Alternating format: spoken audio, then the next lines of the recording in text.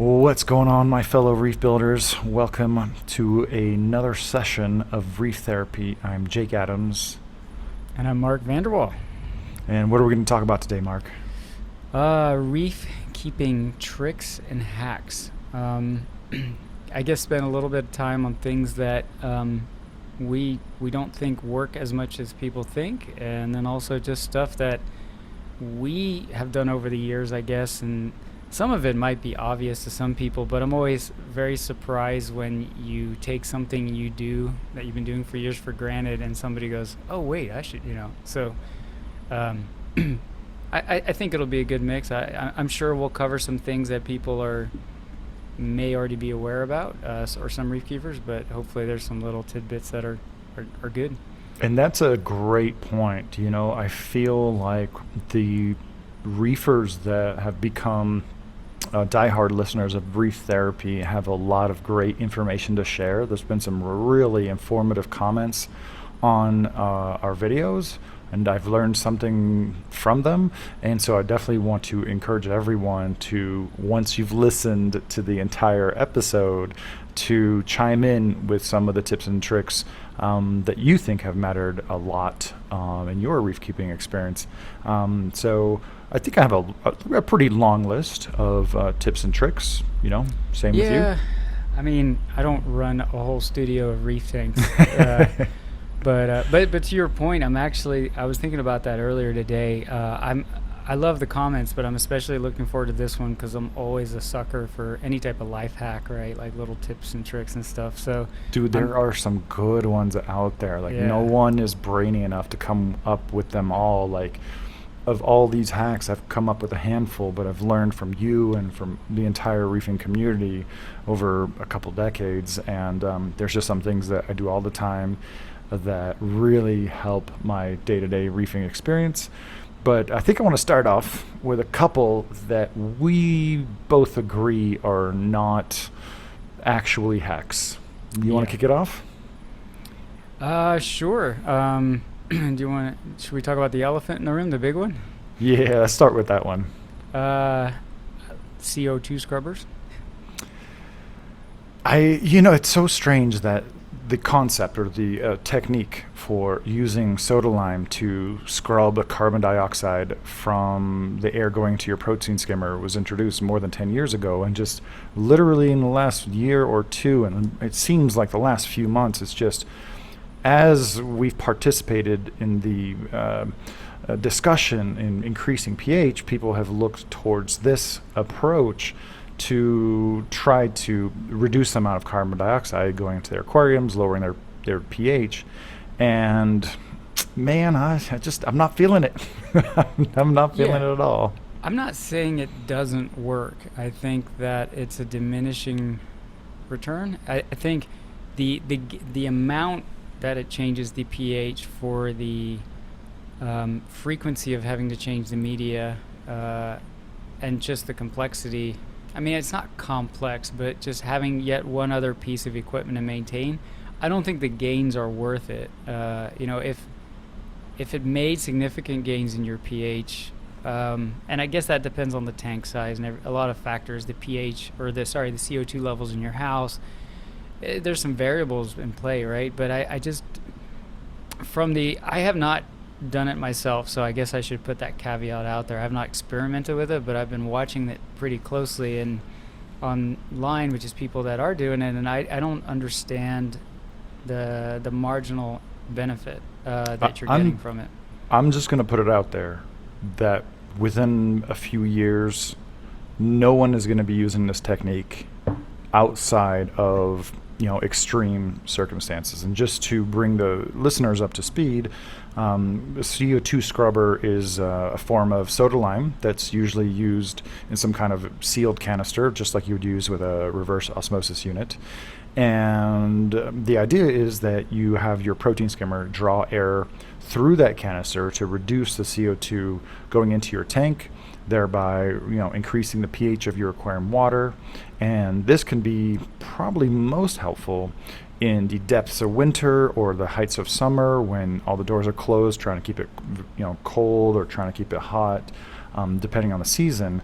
And there's some also tricky, things that reefers have come up with to have like a recirculating design where the air that's passing through the CO2 scrubbing canister is actually being drawn from the protein skimmer, which, might buy you a little bit more time. But in the best of circumstances, I've only seen about a 0.1 rise in pH over a week, at which point you have to replace the media. And we're not even talking about cost. We're just talking about hassle of replacing that media. But the cost associated with it, depending on the size of your tank or how much air draw you have, it's just, to me, it's just not a reasonable method for increasing your pH. There's so much more low-hanging fruit that you can pick from to increase your pH. And yeah, I'm just not feeling the CO2 scrubber trend right now.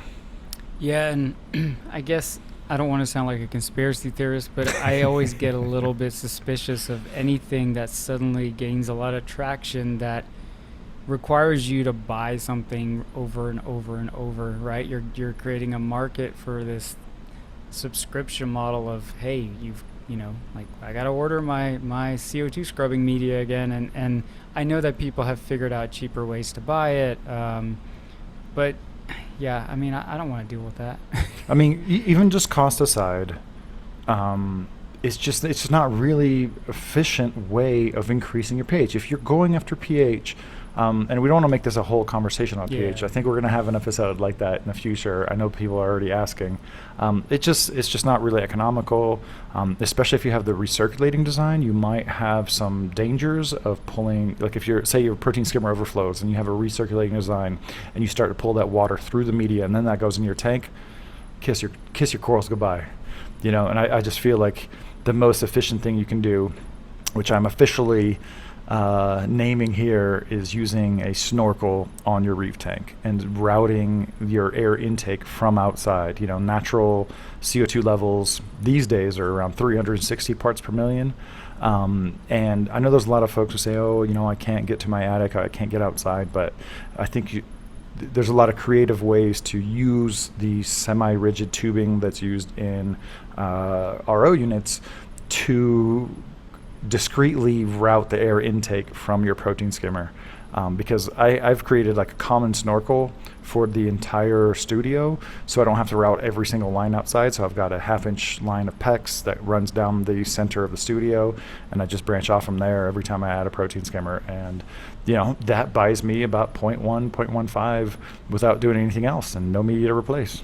And if I wanted to take it a little bit further, I could add some CO2 scrubbing media on the intake, but I get my pH up high enough with just proper calcium or calc reactor use. Yeah, and I'll say this: I haven't done the snorkel bit just because every time I go down that rabbit hole, I start to think about, I live in Georgia. We got a crap ton of pollen. Sometimes we get, there's pesticides, stuff like that. So I'd have to be. I'd want to filter it. I want to do some stuff, and then I'm just like, screw it. I feel you there. Colorado is super dry. We just have a handful of pine trees around, and I have a pre-filter on my air intake, so I don't have that concern. But there has been a lot of anecdotal evidence of folks having coral troubles by pulling air from outside. That seems to be have a connection with pollen release from living in a really wooded area. And I remember I used to live in Atlanta, man, and every car was yellow for about a month. Yeah, I mean you've got the perfect climate even for like is it a heat recovery ventilator, or HRV, because the air outside is so dry that even if you ever felt the need to increase your dehumidification, just an air exchanger would do that for you, right? Whereas even in my case, the air outside is super humid, so I don't, I'd have to figure that out even if I wanted to use like a heat recovery ventilator. And I know they have solutions for that, but it does add some more complexity. But also for me, it's like, is this the new number we're chasing? Is pH? Well, again, I'm not a coral farmer, right? Right. So if you want just like a basic display, don't worry about pH. Do what you've always been doing, and don't listen to people telling you what you should be doing. But if you're chasing the numbers, CO2 scrubbers, I'm telling you right now, like, people are gonna know better within a few years, but sometimes trends take a long time. So I'm saying with about 5 years, it's just not gonna be a thing, except for in extreme circumstances. All right, one more that I have in mind on things that don't work. What do you got? This goes along the lines of like fish disease crap. I feel like this hobby is always trying to find a lazy, easy solution, and Yup. you know, garlic or reef safe ick treatments. You know, if that stuff worked, like, nobody would be quarantining anymore. You wouldn't have a fish disease thread or sub forum on your favorite reef forum. I mean, this stuff doesn't work. I love how you phrase that. If it worked, then people would just stop quarantining. Your store would just sell you this anti-ick medication right away as soon as you bought a powder blue Achilles or Regal Blue tank, because those guys are just ick amplifiers. But yeah, I mean, I don't want to knock any of these companies, and like, you kind of know that it does work in hyper controlled situations, but that's not what our reef tanks are. And if they really, really worked, we wouldn't still have so much questions and discussions about quarantining reef fish. Well, I just feel like they're taking credit for something that isn't theirs, because I don't want to. I mean, this is a whole other reef therapy we could do about, you know, the pros and cons of quarantine. But I'm a pro quarantine person, but I don't sit there and look down, you know, at folks that go for the ick management approach, right? That seems to work for a lot of people as well. And I think when these people are like, dump this liquid in your tank, what's really happening is that you're going into eventually, not because of the medicine, just because it's just going to happen whether you dump that bottle in or not. You know, you're going to have, the odds are that some of your fish are going to survive, right? And they're going to be able to manage the ick, and eventually the ick sort of diminishes and doesn't become a problem anymore until you have like some major stressor event, right? Like a power outage or something. Yeah. Stressors or certain fish that are really susceptible to it. But all it takes is one person to see that gradual thing happen and go, oh, it's this bottle I bought that I dunked in there, like, that's why it happened, right? So you're always going to get that anecdotal person that says it worked. Yeah. And they're getting credit for something that they didn't actually, you know, for a solution that they weren't responsible for. And the same thing with garlic. I believed in garlic as a prophylactic treatment for so long, and over the years I realized, you know, there doesn't seem to be really any difference between fish that I have fed, you know, food that's been spiked with a concentrated garlic extract and fish that I just fed whatever. And I think it was like 5-6 years ago, there was actually a peer-reviewed paper that demonstrated that garlic doesn't do squat for parasite prevention, right? At all. It can be it can be a good appetite stimulant for fish. Garlic can do that. It can get fish to start, you know, looking at certain foods that they might not otherwise. But as far as a prophylactic treatment for parasite prevention, that's just not a thing at all. That's been proven by science. Yeah, I've tried it. You know, I've tried it all. I was gonna say beta glucan. That was one that everybody started buying from herbal nature remedy stores and like adding that to their pellet food, because, you know, it boosts their immune system. And I don't know, maybe it did, maybe it didn't. I don't know. But yeah, it's because quarantining sucks, right? Or going through the dump and pray method and losing expensive fish and sitting there, like the hard part of that one is you just have to sit and hope, right? Just feed the hell out of your fish. The hope and pray. The hope and pray method. I actually, you know what? I don't think quarantine is nearly as bad as people say. I don't have one, don't have two, I have 3 quarantine systems. I got 2 10-gallon hospital tanks where fish go in first just to make sure, give them a week to for any outbreak to show up, and then they'll go into a long-term quarantine system. And I don't even worry about the cycle, man. For like about a week, I'm not feeding the crap out of the fish, and it's just not that bad. But I get if you get a nano and you're in like a 1-bedroom apartment and you're like, Totally. man, I gotta set up another tank. Then I get it. But then the guy that is installing the CO2 scrubber and installing like air lines to his attic and doing all that crazy stuff, like if he can't fit a 20-gallon in a corner somewhere just to Right. quarantine some fish, like come on, man. Come on, man. Come on. Just So please step over this airline while you go into my dining room, but it's like, Right. Anyway, I digress. so those, I don't know, like I said, I don't want to give too much airtime to things that don't work. Those are the only two that really stood out to me, especially in the current reef aquarium climate. And then I think we can jump into some of the things that actually work. So mine are mine aren't really hacks in the sense of like this is a better way to do this, but just weird habits that I've developed. That's what we're talking about. And like I said, we've been doing it for so long that certain things that might seem simple to us and just like second nature, I think a lot of folks will get some use from. Okay. All right, so I'm gonna go down my list. We don't have to discuss all of these, in super I have length. show and tell. I brought props, man. Oh, you brought props. For I some brought one prop too. This one's a cool one, and the first one I've been wanting to talk about, but I haven't. It doesn't really warrant a post because I don't think the manufacturers would love this. Is I mix and match my algae scraper magnets. There's certain scrapers that are better on the inside, and then there's certain scrapers that are stronger and easier to grip on the outside. And if I'm being perfectly honest, the Toonsy scraper, it's got like a fiberglass infused plastic blade. That thing is like self-sharpening. I will get a solid year of regular use from the Toonsy Care magnet, but even with the new floater device, I can't remember what that's called right this second, it doesn't hold on to the tank quite that great. And so I will put a mag flip magnet on the outside to have a bigger grip on the Toonsy Care magnet on the inside. And for tougher algae, I'll use like a larger, much stronger magnet on the outside, and then I'll use the mag flip metal blade on the inside.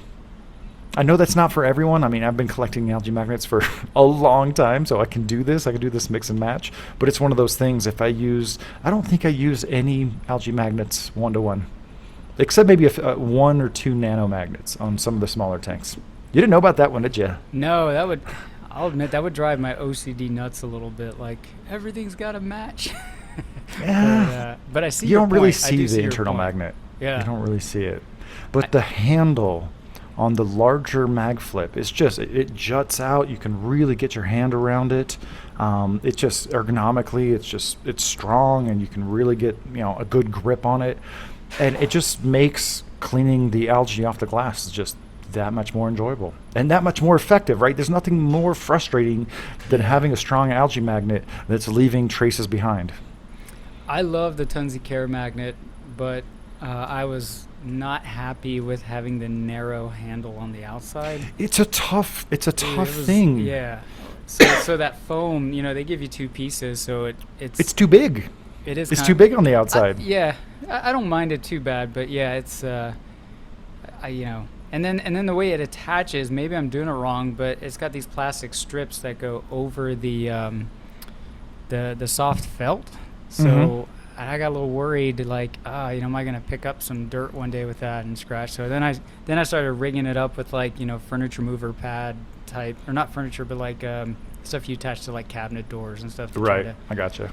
Not because it like the plastic was like squeaking and stuff, but so I do use I repurpose a lot of old magnets, but what I like to do with them, I'm sure lots of people have done the glue some egg crate to it and make a magnet rack, right? But I like to get like a 2-inch PVC coupling, and I either super glue it or use something to glue it, and that becomes my feeding ring. Yep. Nobody makes I mean, somebody's going to prove me wrong, but I just have not found a feeding ring that I've been happy with, and I like that works best for me. There's been a few by MagFlip and eShops lately, but it's like Okay. 20-25 bucks, man. I already got magnets and PVC. I can slap that together. Pretty like drunk and hungover with some super glue, no Yeah. problem. But while we're on the topic of magnets, magnetize everything. Magnets every freaking where. But before you go magnet crazy, you always have to be suspicious of them. No one's magnets are so sealed that water will never get inside. That's just not a thing. You might think that plastic is, waterproof, but it actually isn't. It takes a certain grade of plastic that's very expensive to never allow any moisture in. And on a long enough timeline, every magnet will fail unless it's actually sealed in like really thick epoxy and done properly. But that caveat aside, glue corals straight onto your magnet. I got a bunch of corals that have been floating around on magnets for a really long time. I got coral colonies that have just like lived their entire existence on the some of the stronger magnet mounts by Siche and Tunzi. Mhm. And I actually have the first magnet I ever glued a coral to. This was like my second coral frag. Obviously, it didn't live. My acropora frag. This is before fragging was a word, right? It was just a small, what we would call a small piece.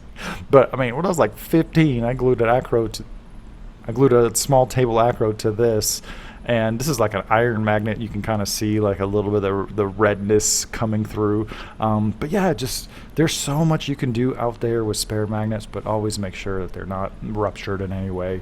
It's really fun, and it enables some very creative coral placement and just about anything you can think of. I'm glad you mentioned the feeder ring. Yeah, that's I I don't know. I don't like the ones that float that are real shallow. Mhm. Like, you can get like some depth, so yeah. Anyway, so here's one this is like the biggest show and tell, but get a super shallow Rubbermaid, Mm-hmm. and I'm all about the wet skimming, man, every once in a while. Oh, snap. Well, we got to save some of that for a protein skimmer techniques Oh, session of reef alright. therapy.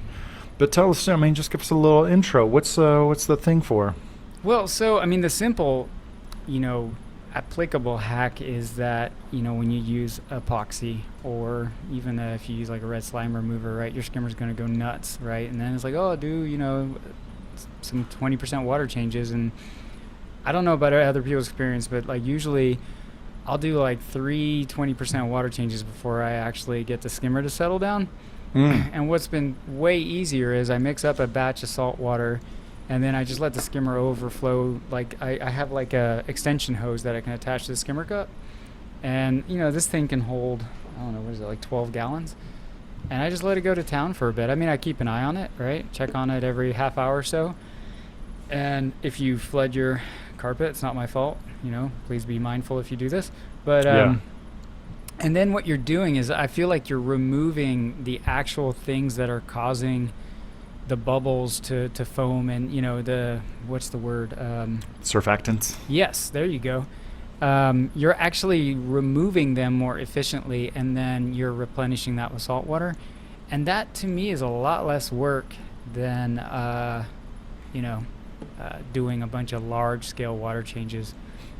I want to save this for a session just on protein skimmers, but definitely I wish there was a more reliable way to do like a 20% wet skimmed water change. Yeah. Right? People are doing just water change of straight water. Like, oh my God, if you could actually wet skim out 20% of your water and just super, like, really clean up your water and then replenish that automatically, that would be awesome. But let's save more of that in-depth talk for just a protein Well, that's skimmer. yeah. I was going to go there about that initial solution led me to think, about if you want to get the most bang for your buck for a small water change, right? Yeah. But yeah, we'll leave it at that, I guess.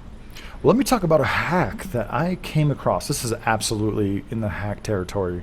On just like a TikTok video, this guy was drilling masonry, bro. And you know what he did beforehand? He took his masonry bit and he pressed it down on like a fine sponge to create a perfect cylindrical, really porous sponge to go inside of his hole saw. Do you see where this is going? Okay. And then when he went to go drill the masonry, he just took the sponge, filled it with water, stuck it in the bit, and as you press down, you are slowly applying water to the surface that you're drilling. So I've drilled a lot of glass tanks, and it doesn't take that much water. I have not tried that, sponge watering glass hole saw method, but I thought that was super cool, super interesting. I guess it really depends on how thick a glass you're drilling, because you don't want to run out of water. But I've done some silly things. I have drilled glass tanks of reef tanks that were set up by lowering the water level and then using a small little, like a syringe tip from our test kits in my mouth to gradually spit water where I was drilling. Not even kidding. There's pictures out there to prove it. Oh man, I've always just used like a putty and created like a little swimming pool. Yeah, that's probably what most people should do. I don't know if it's as effective because that water temperature will eventually not be cool anymore. But yeah, it worked. Well, it's all relative. Yeah. All right, let me throw another one out there that I'm working on right now. So, I love control as much as the next person, but I don't want to go to elaborate lengths just to achieve a certain result. And that's really true right now, where I have the most basic calcium reactor possible, using a CChem Element CA calcium reactor with no probe. I'm just like straight freestyling that thing, and just periodically testing the effluent that's coming out. And on the flip side, I also have a very expensive Deltec Twin Tech, which is like automatic but uses a float switch to keep a saturation state. So I'm trying to bridge the gap a little bit. So I've been thinking about for a long time so all my calcium reactor effluents, all of them, they go into a secondary chamber so I can keep track. Like even if the protein skimmers or the calcium reactor is really functioning well, I always have a little chamber where I can test the pH of the effluent that's coming out. And for a long time, I've wanted to try out one of those pH checkers that are available for planted tanks. Do you know what I'm talking about? Yeah, they look like a little. It's like it's like a U. Or something. It's like a glass U-shaped looking bell thingy, and in a planted tank, as you're dosing carbon dioxide, it'll tell you, if you're alkaline, neutral, or acidic. It's very crude. So blue is going to be alkaline, green is going to be neutral, and yellow is going to be acidic. And so I just very recently this week put one in the secondary chamber of the CChem Element CA calcium reactor, so I could know at a glance that the effluent was acidic enough as I turn up the feed rate with the VersaPump. It's amazing. It's yellow. That's all I need to know. Nice. Yeah, and I think that's going to be really useful, and that's going to save you like $300 on having a pH controller, probe, and solenoid valve to just really dial it in. You hadn't heard about that one either? No. Yeah, no, we got some funky ideas. So what's next up on your list? So we were talking about glass cleaners. Let's see. So, these paint scrapers you could buy at Home Depot? Yes, yeah. Yeah, and you can just buy like a 12-pack of blades at the same Home Depot. And yeah, they rust, but you just throw them away, right? Yep. Dude, you got to clean a bunch of coralline. These are awesome.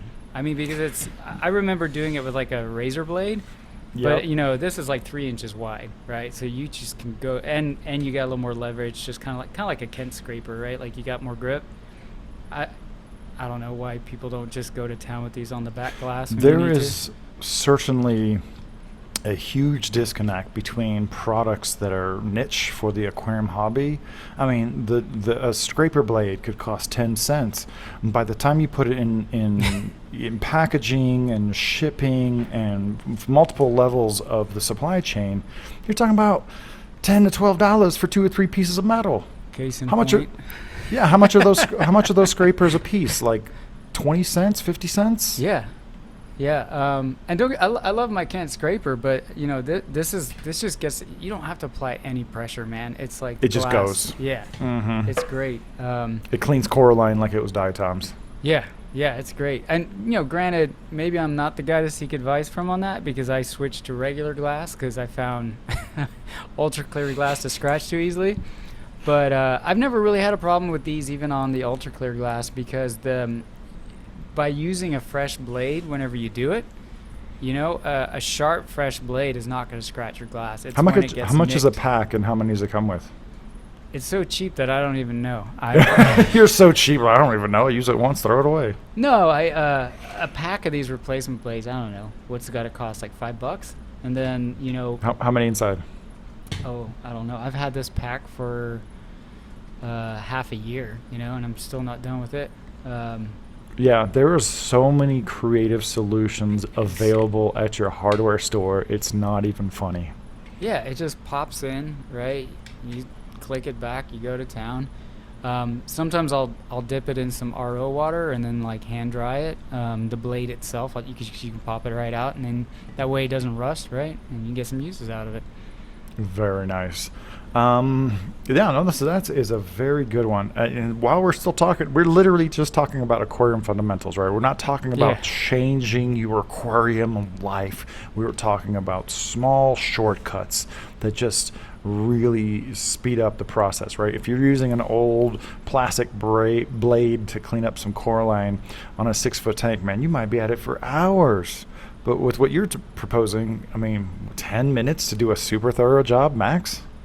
Yeah, and I'll tackle the Coraline with that, and then I'll take the regular film algae, I'll take with the plastic blade of the Tunzi scraper, and you know, just keep on keeping on. And I just find that having a clean background really really looks nice on a tank, but I can understand that it's a pain in the butt to do. So here's one of those ways where it actually is quite easy to do. So you'd like to keep the back of your tank super clean? Yeah, I mean, I'm sure you can find pictures of my tank online just covered in Coraline. Don't get me wrong, I get lazy. But whenever I do get in there and just scrape it up and clean it, I'm always glad I did. You know, because the contrast really sets the corals apart. So. Well, it's so funny. Like, as we're talking about this, I'm thinking about all the things that I use all the time that I don't even think is a hack. But how many, maybe not years, but weeks of your life have you spent trying to get that perfect clean on the front of your tank? How many paper towels? A lot, right? Yeah. So this is a Squeegee Vac. Let me turn it on real quick so you can I'm hear glad. We should. So We should all probably this be is- good about describing this for the podcasters, because they're like, I can't see, man. Right. So- It just so happens that, so this is basically a very small vacuum with a squeegee, and it's got some little intake holes right there. I'll tell you what, man, you can wipe down a tank until, you know, for 10 minutes, 20 minutes, and I can come behind you with the Squeegee Vac, and it sucks the water off, resulting in no salt residue and just a crystal clear look. So especially for the aquarium maintenance guys, this is made by Karcher, and I know it's gotten a lot more popular for just general use, nothing about aquariums. This will save you so much time, but we work so hard to have beautiful corals. I'm so glad we're like a half an hour in. We're still talking about scraping the glass. Because it sucks to do, you know? It sucks to do well. Yeah. Right? It's not that hard to take a Adobe pad and just kind of wipe it down a little bit, but you want to get that crystal clear look on the inside and outside. This thing, $50-$60. I mean, it's rechargeable. It comes with a kit where you can actually spray water on, wipe it all over the place, and then suck it off with this. I mean, I can wipe down all the tanks in the studio, probably talking about like 50-60 feet of tanks, 10 minutes to perfection. Super, Actually, I super have dope. to try that because I'm still, I still got the vinegar water mixed in like a spray bottle that I do and wipe it down. Granted, I don't have as many tanks as you, but I know, but when you that's have it, actually a nice. when you thing to try. have one tank, Yeah. you want it to look its best. Yeah. And I'm telling you, like, I can wipe down a 6x2 pane of glass in 60 seconds or less. From the time it takes to spray it on, I'm 30 seconds. Honestly, it's really, really fast. And we want to see our aquarium corals. We still haven't talked much about things in the actual aquarium, but I love it. I love it. There's so many little fun little hacks. So I just added it during this podcast, and now I'm taking it right back off. All right, what's next for you?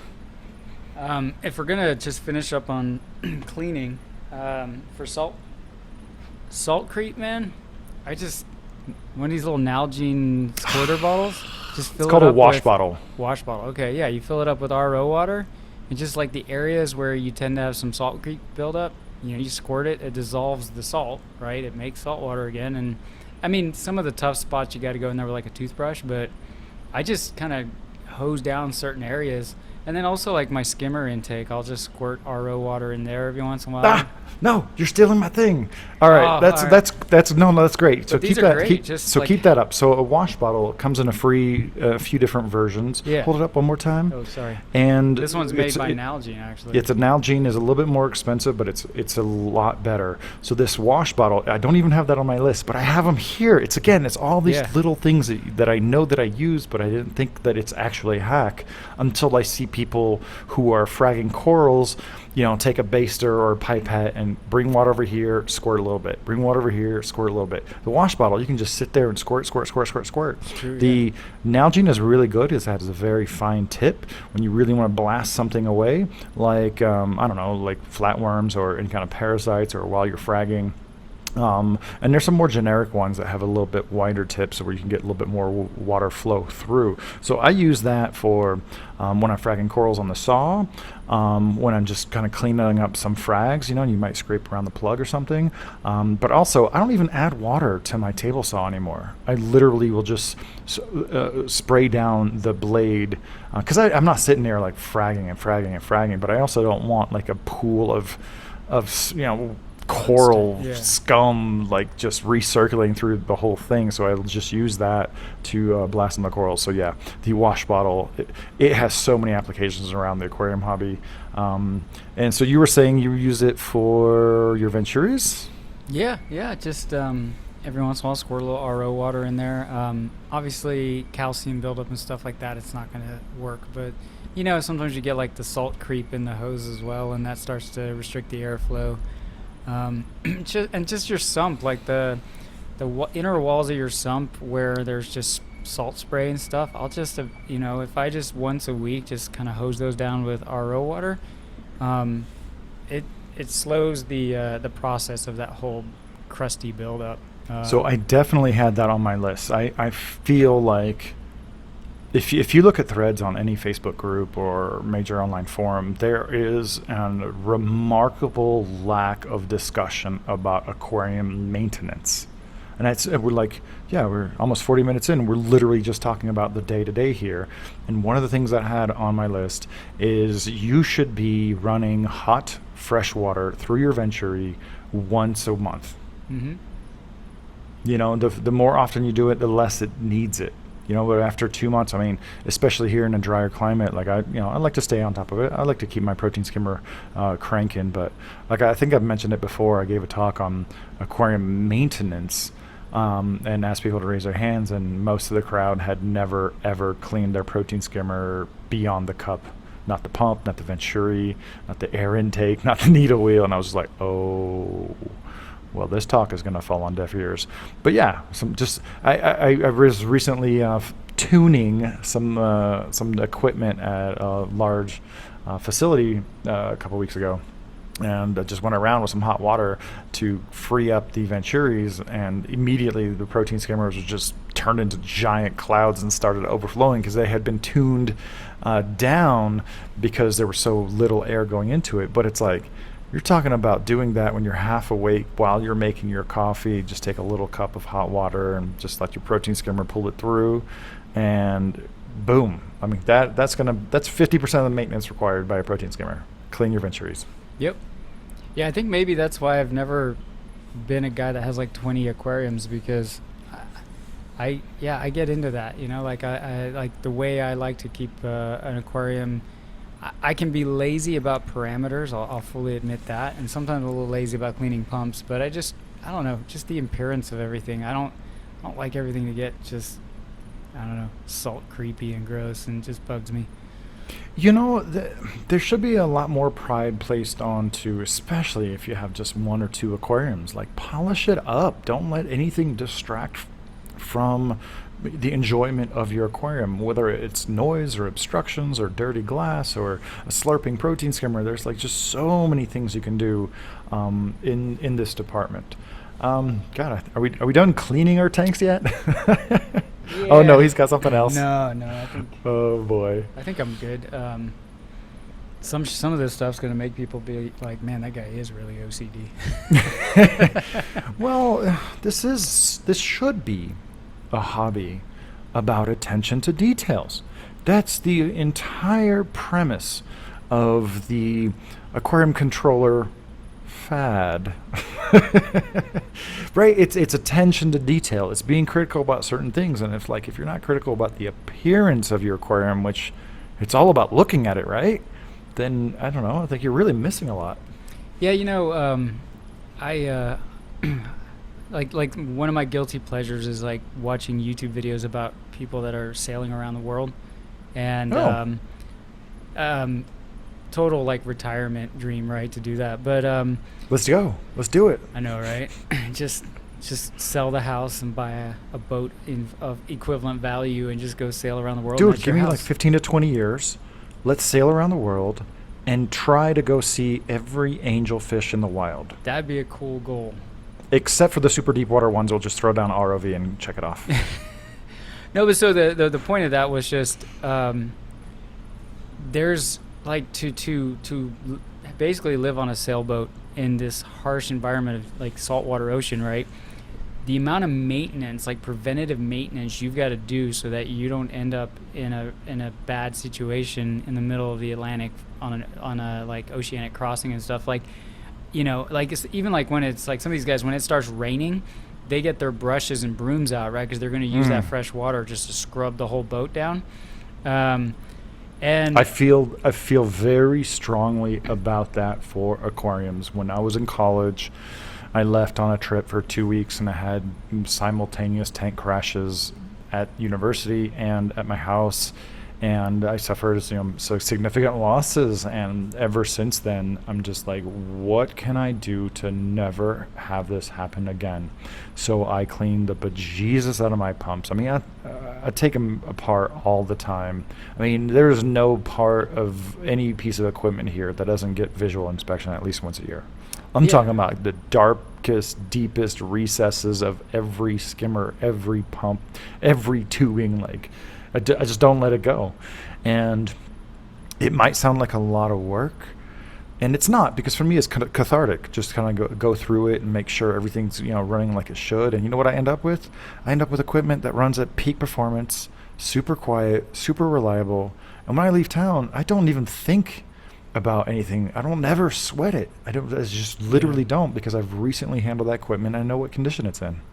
Yeah, I mean, at the end of the day, it's a hobby, but if you think about it, you're building a life support system, right? Mm-hmm. It's like these, for these fish living in your house, it's like living in a habidome on Mars or whatever, like like whatever you call those things.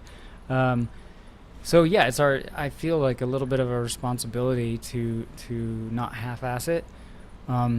And it's funny, for me it's very meditative to do it, and I listen to podcasts while I do it. So, hey, listen to Reef Therapy and tackle some salt creep and check your pumps, that's a good way to kill an hour. Absolutely. But yeah, we'll leave it at that, I guess. I would like to, let me talk about one super little one.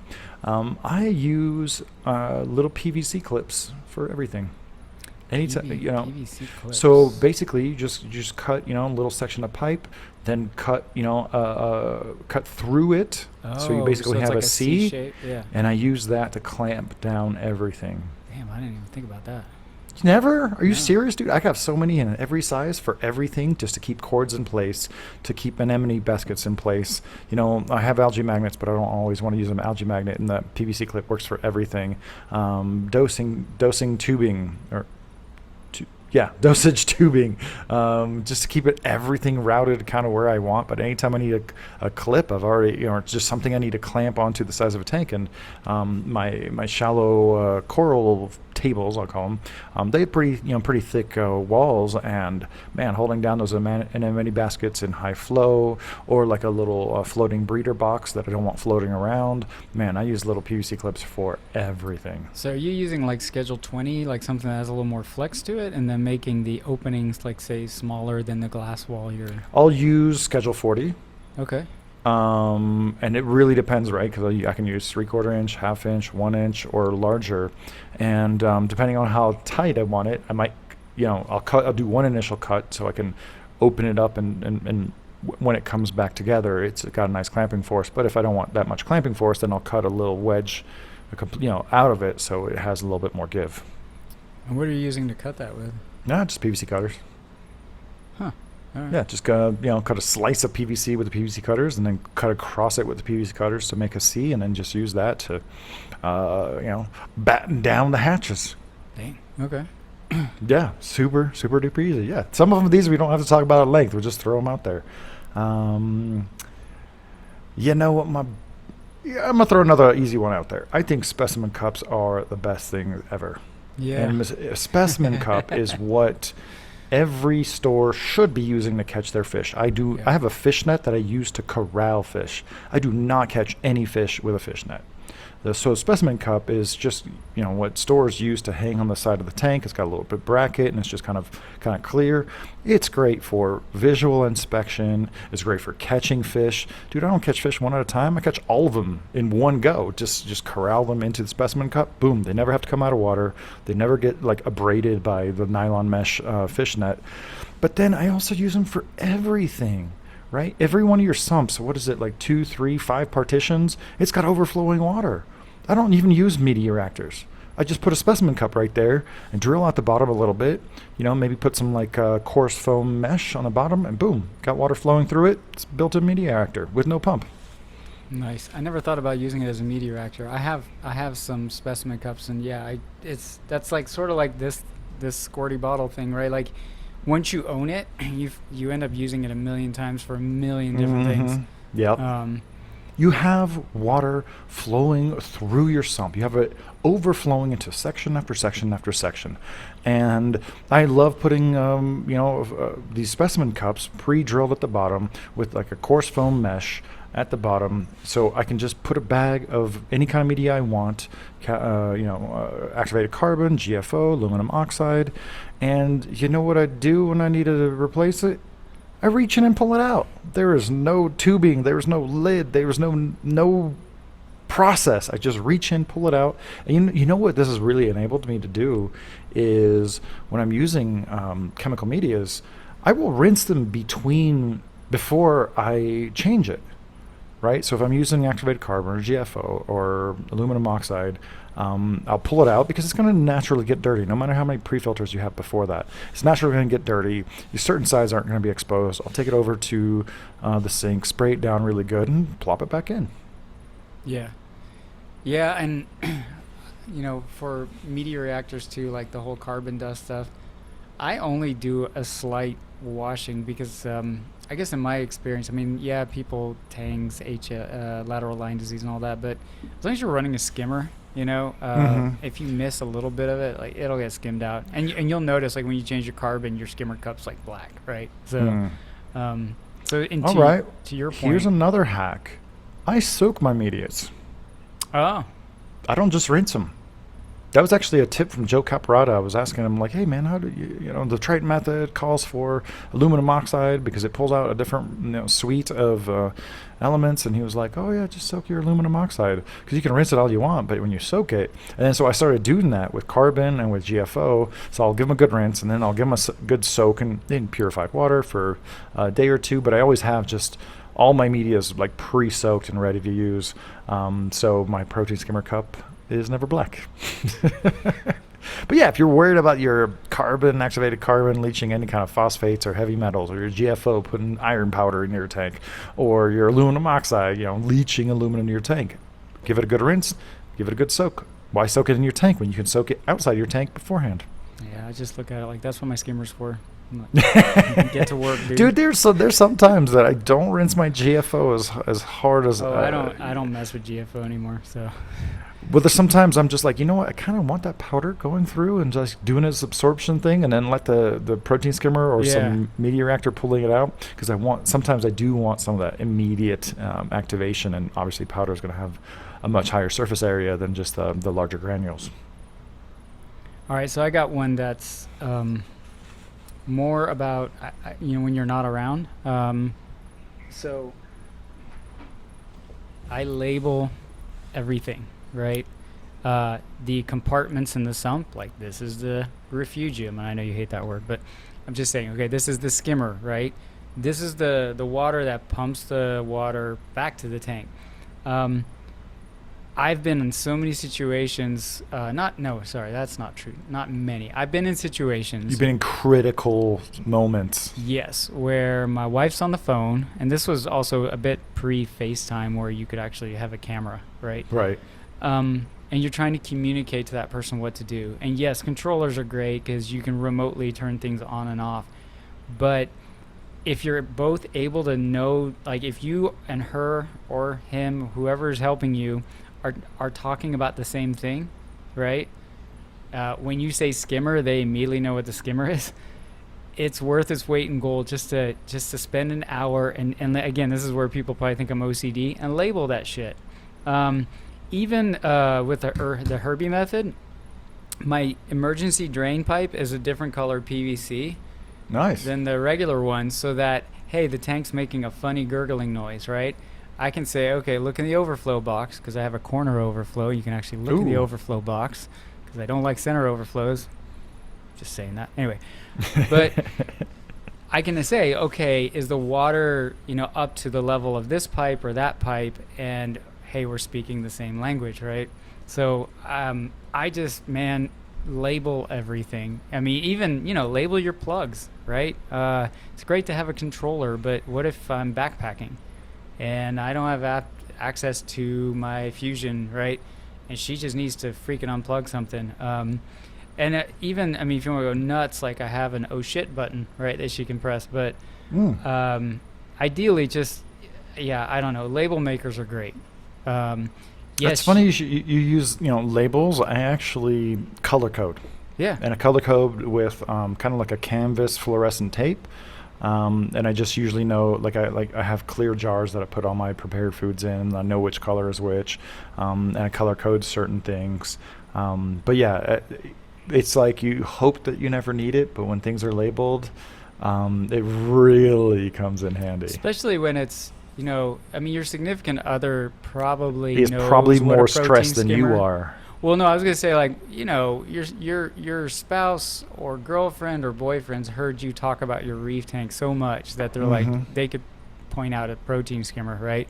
But when you're both going on vacation and it's that random neighbor dude that knows nothing about aquariums, it's just, it just label every freaking pipe, everything. It sticks. These things stick to everything. The other one that I guess makes me kind of weird is dry erase pens, especially the ones with a little eraser built in.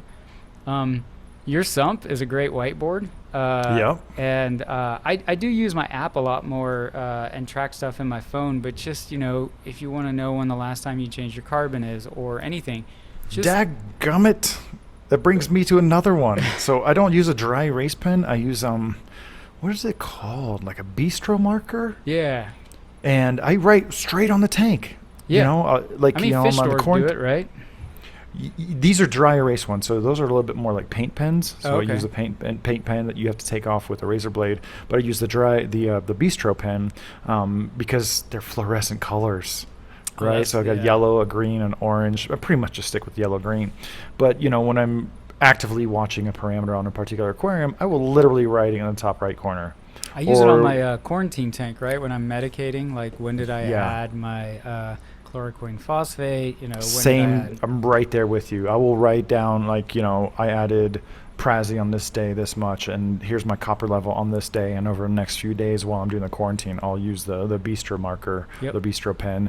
But I do like the fluorescent one because you can really freaking see it with the blue LEDs. But yeah, that's a great point. Like sometimes I'll just walk around with the pen and write notes right in the middle of the tank of things that need to be done, so that way it annoys me to the point where I'll do it so I can wipe it off the tank. Yeah, because you can't scrape it away until it's been done. That's good. Well, That's a man. really good idea. Yeah, and sometimes when there's something that really needs to be done, in fluorescent bistro pen, I'll write right in the front of the tank. But just kind of like a discrete corner of the tank. Yeah. Because like I could have a journal, but then you have to flip through and figure out where you're at with stuff. But I'll put my last salinity reading on this particular corner of each tank, and I'll just kind of discreetly around the corner write how much water I changed on what date. So it's also really important to put the date of of these measurements. But yeah, that's a great point. Great point for we're still on maintenance. Sorry. Yes. No, you're good. You're fine. Can I want to talk about one of my biggest hacks, which should not be a hack, but I think today it is, and that's gravity-fed auto top-offs. Mm.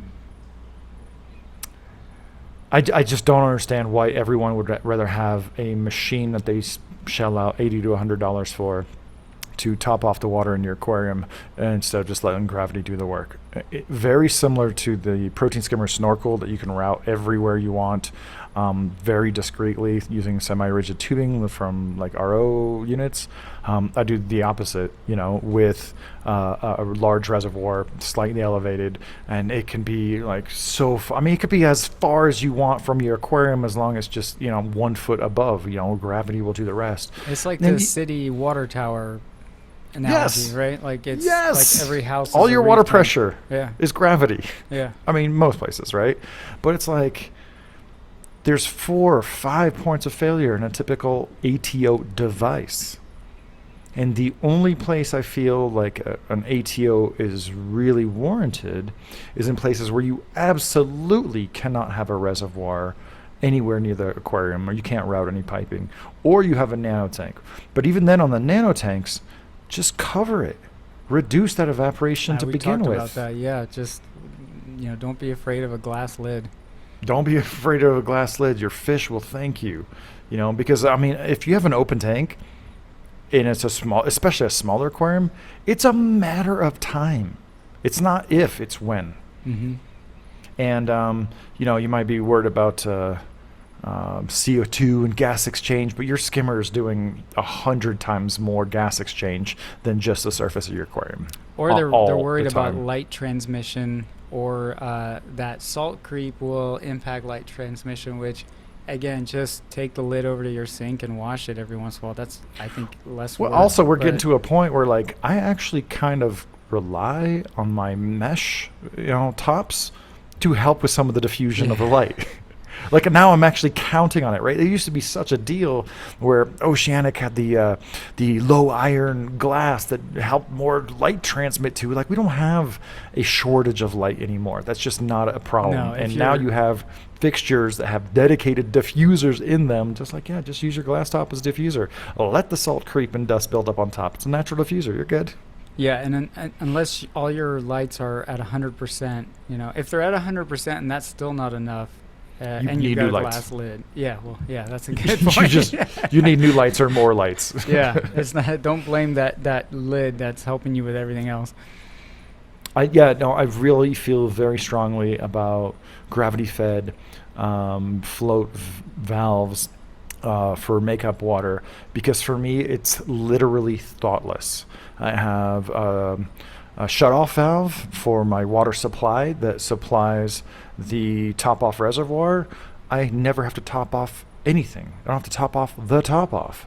You know, and on my nano tank that does have a glass lid, I keep a little corner open so I can feed through it, and it evaporates very slowly. So manually, about every 4 to 6 weeks, depending on the season, just add a half a gallon and 3/4 of a gallon to the back filtration chamber, and it's just so much easier. And that's like 5 or maybe 2 or 3 wires, a pump, and some tubing that I just don't ever have to deal with. And you know what's so funny, man? Like, people come at me like with the gravity-fed ATOs, like, oh, what if it sticks? And I'm like, what if your power supply sticks? What if your pump doesn't work? What if your tubing pops? Or what if your controller doesn't work? What if your switch doesn't activate? What are you talking about? I feel like you can engineer some redundancies with a pump. Like, you can have a backup float switch to turn it off. But high if level? the first one sticks, yeah. But that said, that goes back to maintenance, right? If you properly maintain a float valve, it's going to perform just fine. And don't feed kalkwasser through it and all that crazy stuff. No. That's a separate discussion. Yep. That we'll probably Keep put it together clean, another session on all the things not to do. Yeah. But yeah, there are some small, very crummy, low, flotation float valves that are being included on some of these sumps. So from major manufacturers, I don't use those, man. Let's just take it out and put in like a real float valve that's going to give you a good pressure. And you know what the maintenance is on that thing, bro? Once a year. Just flip it back and forth with your hand and any kind of obstruction. You know the worst problem I've ever had with the float valve is it didn't shut off all the way. And it had a very slow trickle through. I've never had one stick. Yeah. Never had one stick. I have to fight gravity for my auto top off because my RO reservoir is in the basement. So that's my only caveat for me. But that gets into a whole other territory because there's most auto top off that are sold don't handle 25 feet of pressure. No, they do not. So now you're looking at other solutions that can handle that type of gravity and not wear out while you're on vacation. So yeah, that's a good one. You guys who've never used a gravity-fed float valve, there's a lot of gains and a lot of stability that comes from using a natural force to do the work. Another one I really want to throw out there, like I see a couple other content creators have picked up on this idea that I've been trying to put in people's faces, is one of the things that takes you the most time when you're testing water is getting an accurate water sample in the vial. And for $50 or less, you can get a adjustable pipetter. And you can squirt in 2 mils, 5 mils, 10 mls, and every single time that meniscus is going to be right in line with the line indicating where that 10 ml sample is. And that's one of those things that takes the longest time.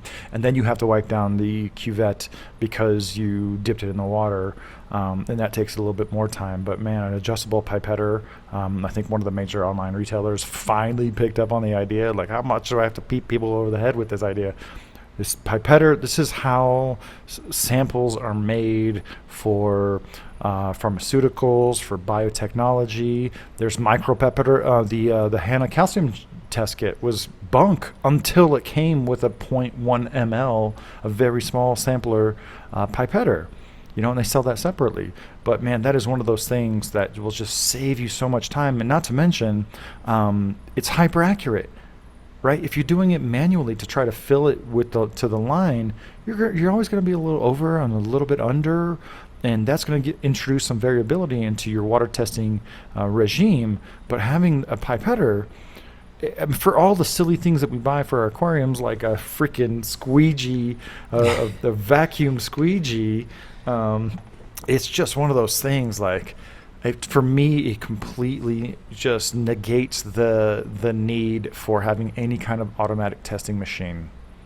That's how strongly I feel about it. I can test all my water samples because I can load them up so fast using a pipetter that any kind of testing machine is not really saving me that much time. And they're one-handed, right? Oh yeah. Yeah, that's the other thing, because I used to have the syringes, and then you've got your test tube basically, and you're at the tank, and you're it's like, okay, let me put that down, and you're using that plunger, whereas the one-handed micro pipette or pipetters are just easier to manage. Yeah. Again, it's a small thing. It's not a big deal, but it's those little things that just make your life easier. Mm-hmm. And speaking of little things, I really feel like there's a lot of ground to be covered by having custom shaped nozzles on the outflow of our aquariums. We have been collectively criminally negligent in how little the reef aquarium community as a whole has explored all of the advantages and opportunities of having outlet nozzles beyond just round tubing and duckbill or flare nozzle. I'm guilty of that. I haven't done a whole lot in that department. Well, it's like I haven't even messed with the ductors. Like I kept telling for myself like I would try 15 them out. years, we only had the normal one and then a ductor. And then the commercially available one was a flow accelerator, which is like a really crummy version of an adductor. And, one thing that's been really popular has been the VCA random flow generator. And I Yeah. feel like that's really fun. Accessory that's not going to transform your aquarium, for tanks 2 to 3 feet. But I am not down with folks putting that on tanks 4 feet or larger, because this is exactly what we were trying to get away with when gyre flow techniques were introduced to get faster flow speeds in your aquarium. But there's just a whole world to explore between having an open nozzle and having one of these little toys on the outside. And for me, like the clover nozzle, it's something you can make super fast. It doesn't even matter if you do it right. Just a little bit of compression, a little bit of pressure at the end is going to dramatically affect how much throw you get from your outlets. You need to make one, Mark.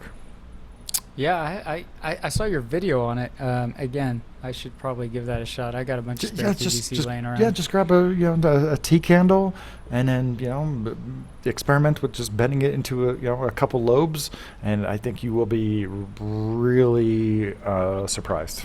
Huh? Really surprised. It will reduce the flow rate going through your aquarium, so maybe that's part of the apprehension that has come with the territory regarding adding some of these frivolities to the outlets. But I just think there's a whole world to explore there to shape the water flow coming from your return pump. How you doing? You still have a few left on your list? Because I got a bunch more. Yeah, I mean this one's well, so I've got one around one that's just pretty simple, and then one that really I discovered, and I haven't installed it yet, but when all those folks in Texas lost power, I started going down into like emergency situations and a generator. God, that's such an important one, and it kind of lines up with what you were saying with labeling your stuff when you're out of town. But Well, so go on. I'll save that one for last, I guess, but or we can get into it. So the heartbreaking thing about reading about the folks in Texas was when they lost power for several days, right? I'm guilty that I was always fixated on oxygenation and seeing if I could get my heater running, right? So, and the thing that the whole Texas incident made me realize is that your tank heater is not going to manage your tank, even if you have a powerful enough generator to run your heater. I'm not talking about folks that have whole house generators, right? I'm talking about folks that are plugging their aquarium into a generator. If your house internal temperature is 30 degrees, Yeah. your heater is not going to keep up, and It's not going to work. Your fish It's are just gonna not going to die, happen. right? Yeah. You can have an air bubbler going, you can have power heads going, but I was seeing all these posts online of that happening, and I was like, all right. Wait. Of people's heaters just failing? No, not Because- keeping up, right? well, I mean, yeah. you got, and so yeah, one argument is like, go, if your generator can handle it, have a more powerful heater. But I don't care, like keeping your tank at 78 degrees when you're living in 30-degree air inside your house, that's an issue, right? So one thing that I stumbled upon, because I was not going to for a place like Austin or even a place like Atlanta, we do get ice storms, but I, knock on wood, have never lost power for very long. And Same so, here. yeah, I knocked on wood too. But so for me to spend a fortune on a whole house generator, I mean, people can argue that what's worth it or not worth it, but for me it wasn't worth it, right? To spend 10 grand on a whole house generator that runs on natural gas, or even get like an even larger capacity fuel generator and then have a transfer switch installed, because my panel is in a finished basement, and to install like a transfer switch with a sub panel and everything, it just wasn't in the cards. But so if you've got a natural gas type, a gas furnace, right? The gas, right, is what's providing the energy, the heat, right? Not electricity. So your average gas furnace uses like 500-600 watts of electricity, similar to your heater maybe for your tank, right? And what all it's doing, right, is blowing air, right? And it's so that gas gets ignited and a blower redistributes that warm air. So I found like a company that makes essentially a transfer switch just for your furnace, and you just plug an extension cord into it and you flip a switch, right? And it cuts it off from your panel, so you're not going to fry the emergency crew down the road. And this is super easy to install. I mean, or well, if you don't feel comfortable with electricity, get an electrician to install it. But this is like this with a camping generator would be able to turn on your furnace, and now your house temperature is at a point where, you know, hell, just if your tank's at 75 degrees because your house is at 75 or 72 degrees, that's better than trying to cook your tank with a heater while it's not keeping up with the air temperature. So I was just surprised that not a lot. I mean, I know everybody doesn't have gas furnaces. Some people have electrical furnaces, but I was surprised that nobody talks about this, because, you know, you technically, it's not up to code, and that's the other thing, check if this is up to code in your state, but technically you can run your furnace off an extension cord if it's a gas furnace during a major critical power outage. And the other upside is, not only are your fish comfy, but you're comfy, right? So Yeah, absolutely. I don't know if it's a hack, but man, I just felt so bad reading about these people that everybody's like, oh, you know, you got to have a heater plugged in your generator. And these guys were like pissed off because they're like, look, man, I have a generator, but my house is 30 degrees. What do you want me to do? You know? You know what they should do? What? They should pick up a book from 1944 where they'll tell you about setting a kerosene lamp underneath your aquarium to keep it warm. No, there was a guy that did that, and I think he got the flame too close to the glass, and the glass and it cracked. broke. Yeah. Yeah, no, there's a technique. You can't have it too Yeah. close, but like, you know, even a little bit of tea candles. These old, like, you know, super crazy old texts. This is from 1953, not 1944. 1953, this is the aquarium, volume 22.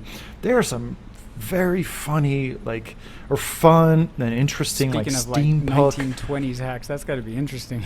Yeah, you know, oh my God, there's some in there about like putting an incandescent bulb half in the tank to warm the aquarium. Obviously, that's electricity, but yeah, in the event of a catastrophic power failure, dude, I'm gonna be running around here with some tea candles underneath my aquarium to keep them from going super cold. But that might really depend on how much substrate you have in your aquarium, which leads me to my biggest reefing hack. What do you think it is, Mark? Damn. So you left the big one for last because I got like crappy ones last, but okay. I don't think I'm gonna get to all of Yeah, mine, but me either. you know, I like I know the we're getting tempo. already up there in time, but biggest hack. I'm gonna think you're gonna say bare bottom, Bare bottom. which I disagree with. Bare bottom. I could write a book on the reasons why bare bottom is better for your aquarium, easier for your aquarium, you know, not least of which you have more flow, less places for detritus to build up. You know, if you have a 1-inch sand bed in a 4-foot tank, that's like the equivalent of having a 10-pound fish breathing all the time in your aquarium. You're never going to get your pH up if you have a 10-pound fish in your 120-gallon tank breathing all the time. But ick, you know, kind of going back to what we were talking about, you almost can't have a critical, life-threatening ick episode if there's no sand or detritus for the ick spores to complete their life cycle. They're always going to find a little spot in the rock or whatever, or little corners here and there, but they're not going to build up to the levels that it's going to kill your fish. And it's much easier to add nutrients to your aquarium than it is to take them out. And I know there's a lot to be said for like nutrient processing, but I feel like the biggest hack, no coral farmer has sand in their aquariums, in those systems. You know what I'm saying? Yeah. Just let that sink in for a second. No coral farmer has sand in their coral systems. They might have a handful of live rock here and there and in the sump or whatever, but they're not going to have a sand bed in places where they're, actively, aggressively propagating, growing corals. That's just not a thing. And there's some corals that can rest on the sand, but it just, in my long-term experience, it's just a matter of time before it gets a little covered up with sand, or you're not going to have fireworms coming up through your bare bottom to eat your Dracophilia. You know what I mean? Yeah. So I really feel like bare bottom is the easiest hack. Kind of interim to theirs, to having something coarser or like a really thin gravel bed to mitigate some of the downsides of having a sand bed. But I feel like I feel like I couldn't have 13 plus reef tanks if I had sand in every one of them. Well, I mean, going back to power outages, proof is in the pudding, man. A reef tank with a deep substrate is a nightmare during a power outage. It's going to suck the oxygen out. Yeah, compared to a bare bottom tank, is much easier to keep oxygenated, right? Yeah, for me that's a aesthetic choice. That's different. I would never disagree. I think bare bottom tanks, if set up properly, right? Don't start with a bunch of dead rock bare bottom and expect your volcanic island to be magically seeded with life. But I also, for me it's an aesthetic choice, but I also know what comes with the territory. So I would agree with you. I think a bare bottom tank has some serious advantages. If you can you name a drawback beyond of aesthetics? Sure.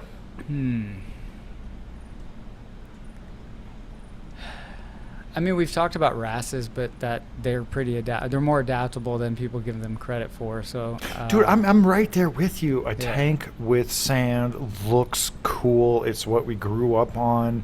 It brightens up the entire aquarium. It gives it like a more dynamic platform for your rock and your corals to rest upon. It's a much better presentation. It reflects light upwards. Can help to be like a bottom lay diffuser.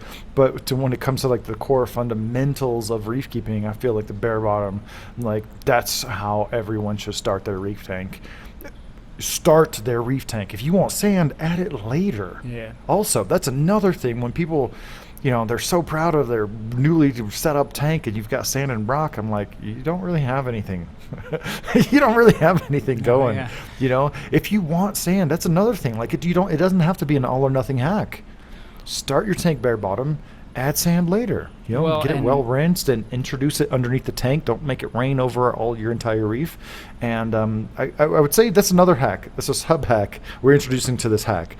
Not just bare bottom, but at least start your tank off bare, and then if you have to have sand, add it later.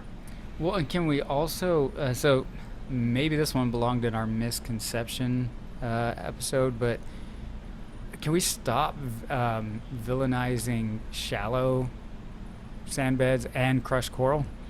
There's been this whole push of either go bare bottom or have a deep sand bed, and people have walked that back now, but there's still this crushed coral is this nutrient sink, and in my humble opinion, there's greatness to be had when you go with a larger grain and you keep it super thin, so it is just a decorative accent. You're not expecting it to do anything for you, I would consider a very thin sand bed equivalent to bare bottom. Okay. Functionally speaking, but would you agree that there's like this, just again, that rumor mill, this misconception. I that, don't know, man. I've retired from Yeah. online reef aquarium discussions. I have so many more discussions face to face, on the phone, or direct DMs, or those kind of conversations, the ones we're having right now, than I have on social, because it's just noise, so much noise. I would consider a thin sand bed virtually identical to having bare bottom, save for the ick aspect. Yeah. Right, Yeah, a very I agree. thin layer of sand is still going to propagate a little bit more ick than a bare bottom, but functionally, yes, having a thin layer where nutrients can't get lost, that's not going to be super affected by aggressive flow rates, I would consider it almost equivalent. Okay. Yeah, because I just feel crushed coral has been demonized like this, like it's this great evil, and you gotta. First it was sugar size sand, now it's the special grade. That's just right. Like I'm like, that's no. Yeah, until your power head, falls off its magnet and it goes everywhere. But yeah. So all right. So I have I have a long list, but there's two that I really want to bring up. But do you have any more? You are still on your list? I'm curious because we didn't discuss this at all, so I want to hear what your little hacks are. So another thing that I get a lot of use out of beyond its original intended purpose is a brine shrimp net. Oh yeah. And one of the best things you can do with this, again, you're about to tell us. if you're a quarantiner like me, dry medicine, powderized medicine. Like usually you're mixing it in something and then pouring it in. I just put this in the water in a high flow area, right? And where you keep the Make opening sure it above the dissolves water. completely. Yeah, you put the powder in there, and I mean some of the finer particulates get through, but it gives it the opportunity to dissolve, in a contained area. That's what I use this for more than actual brine shrimp. Brine shrimp, what's that, dude? I haven't seen live brine shrimp in forever. Now that we're talking about it, I'm gonna go to every fish store I go to. I'm like, you have live brine shrimp? So- I haven't fed that in years. The other one I like, and I'll just leave it at that, is the I don't even know what it's called. I wish I could show you, but I'm actually using it right now. The little tray, the little bowl that you breed brine shrimp in. That is like a yes. I know exactly what Once you're you've talking about. hatched brine shrimp with one of those, you'll never do anything else, or you'll never use anything else to hatch brine shrimp. I think it's the Dupla Brine Shrimp Hatchery. I think it's got a special name. But yeah, no, that thing is amazing. Like I hear people are spending so much money on live copepods and live phytoplankton, and it's like, yo, did everybody just collectively forget about brine shrimp? What the heck? It's been used for everything. It's one of the critical feeds in between some of the things. Hobby, the Brine Shrimp Hatchery by Hobby. It's a little bit of a maze with no moving parts, and you just put a lid on it, and just naturally all of the Artemia nauplii will just gravitate towards the light in the center. That thing is dope. It's like so the egg cysts, are they cysts or egg, whatever, the shells, they float. So you put them on the outside ring, and then the ones that are hatching, it's completely sealed up top, right? It's got a lid, and then it has a small opening in the center. And brine shrimp nauplii are attracted to the light, so they have to swim up and through, kind of like your sump, right? Like the bubble trap. They have to go up and over and up and over to get to the light. But the floating eggs are going to just keep floating in the outer ring, and then once they get to the center, there's this little mesh dipping cup with a little handle on it, which has a mesh bottom. And so they're all swirling around in there because they're attracted to that one light opening, and then you just pick that up. You don't even need a light for it, like just ambient room light, Daylight, and they'll be drawn room for light. it. And then you just pick up that little cup, and the water drains out, but the mesh, they can't get through it. And then you just go to your tank and just swirl it around, and you put it back in. And then every once in a while, you just put new salt water in and re-add eggs. Can I be completely honest, Mark? What? You had me at brine shrimp. I feel like baby brine shrimp is the hack. Yeah, I agree. That is the hack. Like, do you know how much a small can of baby brine shrimp eggs will last you? I've Do you know how much that will cost? encapsulated ones in my fridge that are like 2 years old, and they still hatch. you know, like a Yeah. container. Yeah, like why are we talking about copepods when we have like nutrient-rich baby brine shrimp? You know, now that we're talking about it, I think I'm gonna install a giant baby brine shrimp Dude, hatchery for here. the coral feeding folks, I don't really feed my corals, I but know. it's like, it's just instant plankton for your tank, right? Zooplankton. I love how you brought this up as the the hobby brine shrimp hatchery, but the major hack here is baby brine shrimp. Well, but I get that they were sort of a pain in the butt sometimes. I mean, they weren't, but the upside down 2-liter bottle, that was kind of a pain in the butt. And then you had to decapsulate the eggs because you don't want to feed the eggs. Our great grandpappies figured this out. Right. Pick up some old books. There's some crazy stuff in here that you ain't never heard of. And I think the bigger hack here is, freshly hatched baby brine shrimp. And that's this the thing hack. separates what you want from those annoying eggshells. And it's beautiful. I often end up with lots of little nano-sized fish that I'm trying to get through quarantine. And like right now, I've been on the hunt for, are they called green-banded gobies? From like red Caribbean? faced. Yeah, they got the little red. Yes. Those things are awesome, man. What They am- are so freaking awesome. When we were talking fish. about underrated fish, I think I forgot to bring those up. But that's like one of my all-time. We're always faves. gonna forget a few things. Yeah, but anyway, they came in and they're like, a quarter of an inch. Oh, They're captive tiny. braidfish. Yeah, so. are shamefully small sometimes. But I was like, all right, I guess I'll hatch some brine shrimp for these little dudes, and it wasn't a big deal. So. Again, you were talking about the specific hatchery. Yeah. I think the bigger hack here is baby brine shrimp. You know what? I'm going to go on a crusade for the rest of the year about baby brine shrimp because copepods are retarded expensive. Oh, I'm sorry. We're not supposed to say that anymore. They are challengingly expensive. But baby brine shrimp has been around for years. I mean, you can get a can that will last you a decade for like $20. And if you learn some of these particular egg separation techniques, like you will never think twice and about that's copepods. I get why maybe they fell out of favor when you had to have an air stone and the 2-liter bottle upside down. It's not that hard. Yeah, but this thing is like, you can just set it up in your kitchen and your wife won't even notice. Simple. It's there. It's just like, It might even look like a piece of modern interpretive art. is that a piece of art? No, that's my brine shrimp hatchery. Yeah, for sure. All right. Well, I have a longer list, but a couple things I really wanted to point out is, again, I love how every one of these hacks, none of them are like crazy fundamental transformative. They are all day-to-day just simplifications and improvements. And one of the things I've felt super strongly about for 15 years is angling your lights. Angling your lights backwards. We've mentioned this, some of the things we feel strongly about we'll mention again and again and again, but angling your lights backwards, unless you have a flat panel light of some brand that you can't angle back, when you have the light slightly forward and angled back, you're lighting up more of the coral that we work so hard to grow and keep healthy. You have no idea what 5 degrees, 10 degrees will do to show off more of the reef face that we are striving so hard to make so beautiful.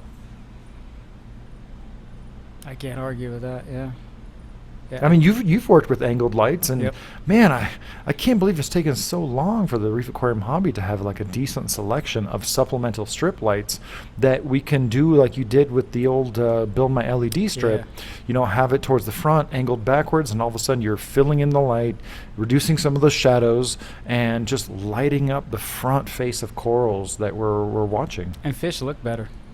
And fish too. Like that's the Yeah. other thing. Yeah, that's a great point. That's why we have, 2 hosts on this show. We learned that in the freshwater days, right? When you were keeping like iridescent fish, like Congo tetras and stuff. Like if Yeah. you could angle that light coming at them, man.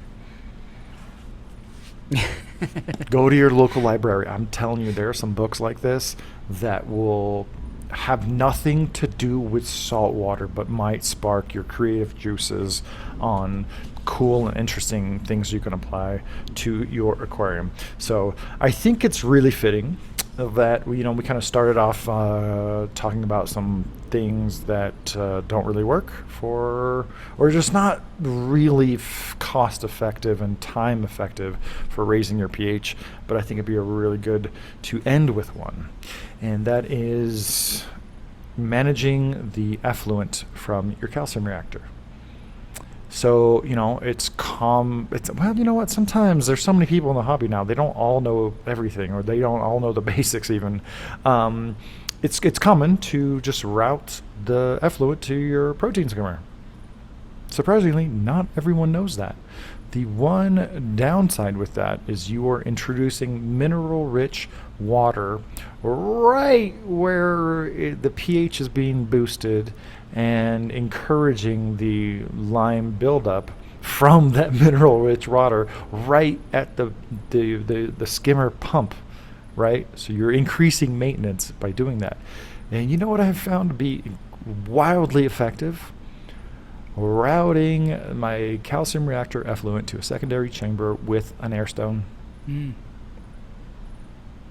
I've done that before, similarly, where basically similar to like the fish store box we talked about, right?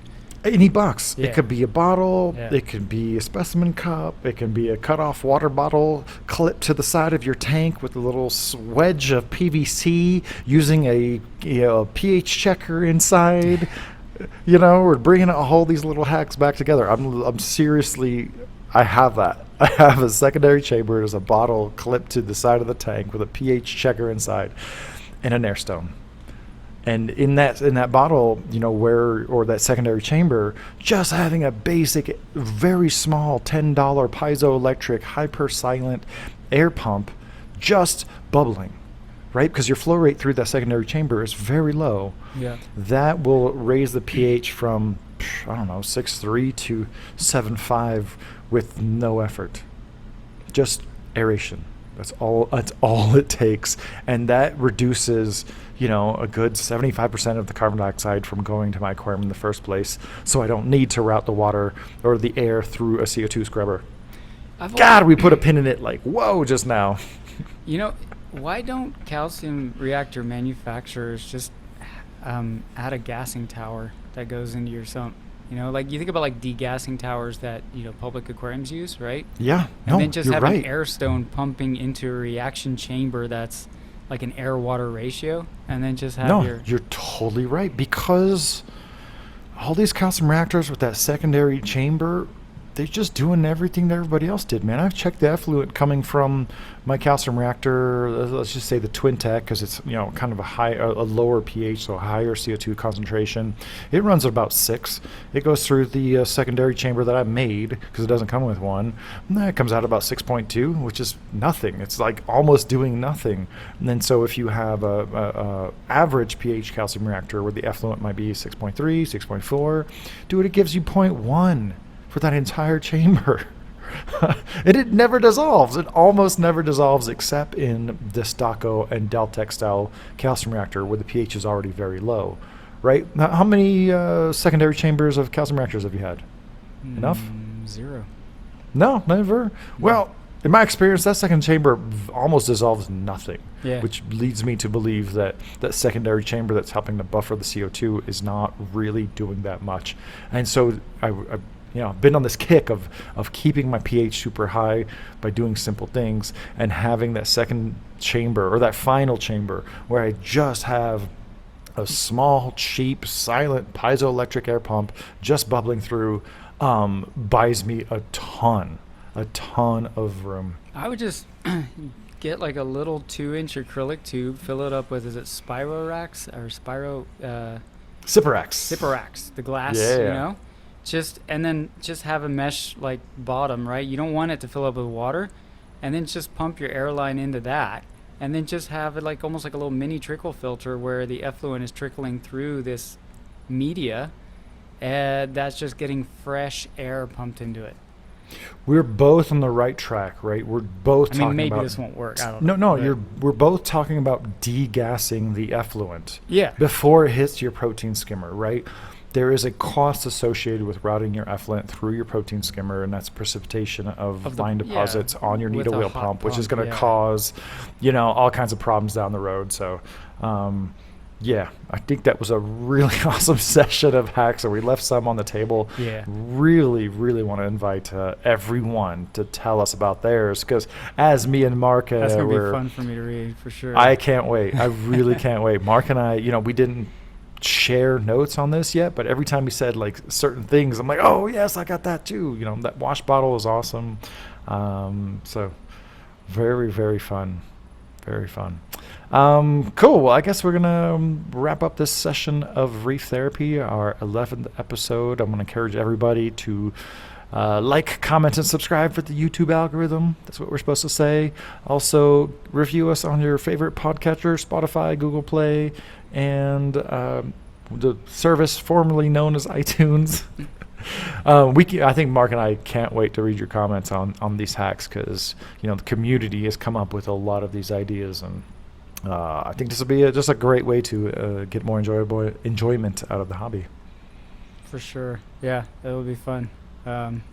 Yeah, this one, I enjoyed this one. I apologize to the podcasters that, didn't get the visual show and tell, but hopefully we did a good job of describing what we were talking about, so you get an idea of what it is we're talking about. And if something really like triggers like, hey, that is a good idea, you can always just go check the same episode on YouTube and fast forward to where we're talking about that thing. So yeah, but yeah, very, very good session, Mark. We're going to do it up. We don't know what we're talking about next week, so if you have any suggestions, go ahead and pop those down in the comments as well, because we're going to talk about everything in the reef aquarium hobby on a long enough timeline, and we can't wait to see you guys on the next session of Reef Therapy. So thanks a lot for joining us, and we'll catch you guys on the next one. take care. Later, guys.